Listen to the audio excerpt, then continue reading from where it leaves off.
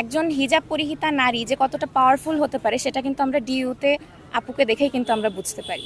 তো সেক্ষেত্রে রাজশাহীতে আমি বলবো যে হ্যাঁ, এটা মেয়েরা এখনও ফেস করে যাচ্ছে। আমরা এটার বিরুদ্ধে এই জন্যই কঠোর অবস্থানে যাব। তবে হ্যাঁ, আমি পার্সোনালি যেটা বলছি যে শিবিরের সাথে একাত্মতা পোষণ করেছি, এটার একটা মূল ইস্যুই হচ্ছে যে আমি কখনো শিবিরকে দেখিনি যে তারা মানে কোনো নারীকে ফোর্স করছে। যেমন আপনি দেখতে পারেন যে আমি হয়তো নিকাব ইউজ করি না, তো সেক্ষেত্রে আমাকে কখনো ভাইয়াদের সাথে আমি চলাফেরা করছি, তারা কখনো আমাকে ফোর্স করেনি যে আপনি নিকাব ইউজ করেন। তারপর আমাদের আরেকজন ক্যান্ডিডেট আছে মোমো, সে হয়তোবা হিজাব ইউজ করছে না, তাকেও কিন্তু আমি কখনো বলতে শুনিনি ভাইয়াদেরকে যে ফোর্সফুলি যে আপনি ইউজ করেন। তারা সমর্থন জানায়, তারা আমাদের পোশাকের স্বাধীনতা দেয়।